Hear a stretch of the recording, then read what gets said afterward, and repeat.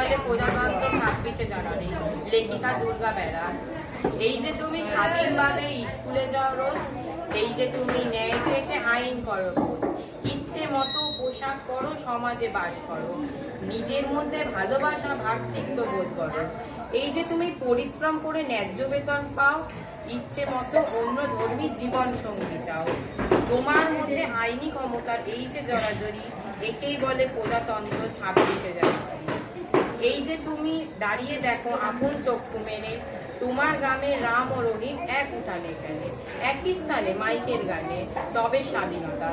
এই যে তোমার মধ্যে রয়েছে অসাধুতার দীনতা।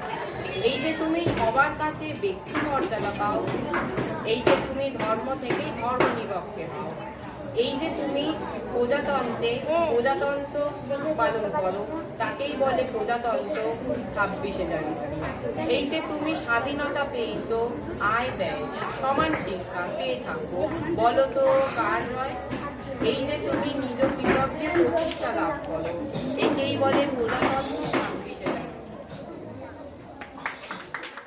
আমরা সেভ দ্য অরফ্যান থেকে ভালো দিদিভাই দাদাভাইদের জানানো যাচ্ছে যে আমাদের বাচ্চারা গত বছর সবাই পাস করে 2025, পাস করে 2026-এ উপর ক্লাসে উঠে গেছে। তারা সবাই নতুন ক্লাসে যেতে শুরু করেছে, কিন্তু যেহেতু আমাদের আলাদা স্কুল, গভর্নমেন্ট থেকে আমাদের কোনো সহযোগিতা বা সাহায্য আমরা পাই না। আমাদের নিজেরাই সব কিছু কিনে ওদের খাতা কিনতে হয়, বই কিনতে হয় এবং সব কিছুই কিনে দিতে হয়। তাই আমাদের কাছে ফিনান্স অতটা নেই। আপনারা ভালো মানুষ দাদাভাই দিদিভাই, গত 30 বছর ধরে আমাদের বাচ্চাদের বই খাতা দিয়ে আসছেন। তাদের কাছে অনুরোধ, 2026-এও বই খাতা দিন, বাচ্চাগুলো যাতে পড়তে পারে, যাতে খুব ওরা আবার নিজের পায়ে দাঁড়াতে পারে, ওরা বড় হতে পারে। এই তোমরা বই খাতা চাও তো? সবাই পাস করেছো তো?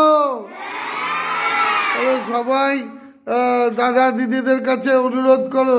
এই অনামিকা বলো, কি বলতে চাও বলো।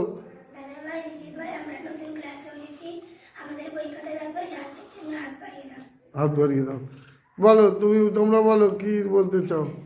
দাদাভাই দিদিভাই আমাদের নতুন ক্লাসে উঠেছে, বই চাই, সেই জন্য হাত বাড়িয়ে দাও। ধন্যবাদ। আমাদের বাচ্চারাও সবাই বলেছে, আপনাদের কাছে আবেদন রাখছে যে আপনারা বই খাতা ওদেরকে সাহায্যের জন্য হাত বাড়িয়ে দেন। ধন্যবাদ। সেভ দ্য অরফ্যান অনাথ আশ্রম বাঁশদ্রোণী রেনিয়া, ধন্যবাদ ও সবাইকে ওয়েলকাম।